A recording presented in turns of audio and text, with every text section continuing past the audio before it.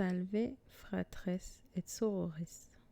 Aujourd'hui, je vous lis un deuxième extrait du livre de Monseigneur Louis-Gaston de Ségur sur l'enfer, concernant le jeune religieux de Saint-Antonin.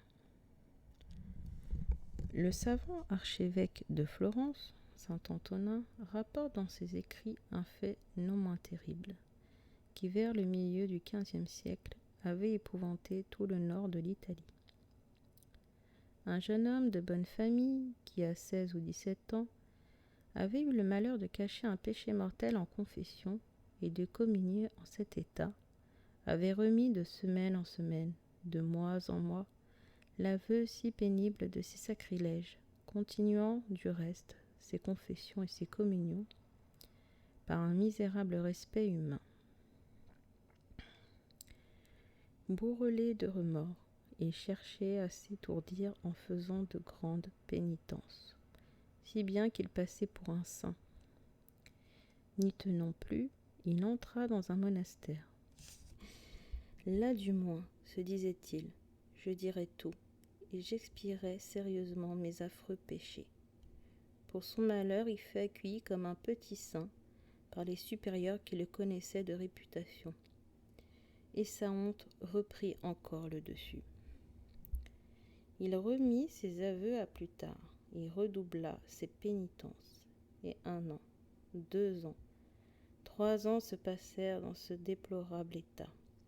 Il n'osait jamais révéler le poids horrible et honteux qui l'accablait. Enfin, une maladie mortelle sembla lui en faciliter le moyen. Pour le coup, se dit-il, je vais tout avouer. Je vais faire une confession générale avant de mourir. Mais l'amour-propre, dominant toujours le repentir, il entortilla si bien l'aveu de ses fautes que le confesseur n'y put rien comprendre. Il avait un vague désir de revenir là-dessus le lendemain, mais un accès de délire survint, et le malheureux mourut ainsi. Dans la communauté, où l'on ignorait l'affreuse réalité, on se disait « Si celui-là n'est pas au ciel, qui de nous y pourra entrer ?» Et l'on faisait toucher à ses mains des croix, des chapelets, des médailles.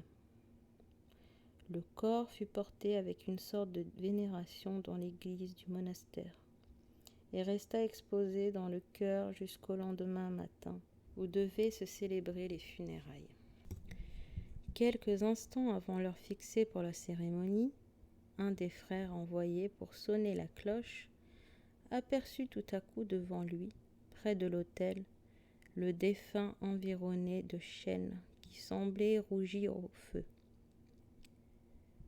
Et quelque chose d'incandescent apparaissait dans toute sa personne. Épouvanté, le pauvre frère était tombé à genoux, les yeux fixés sur l'effrayante apparition. Alors le réprouvé lui dit « Ne prie point pour moi, je suis en enfer pour l'éternité. » Et il raconta la lamentable histoire de sa mauvaise honte et de ses sacrilèges, après quoi il disparut, laissant dans l'église une odeur infecte, qui se répandit dans tout le monastère, comme pour attester la vérité de tout ce que le frère venait de voir et d'entendre.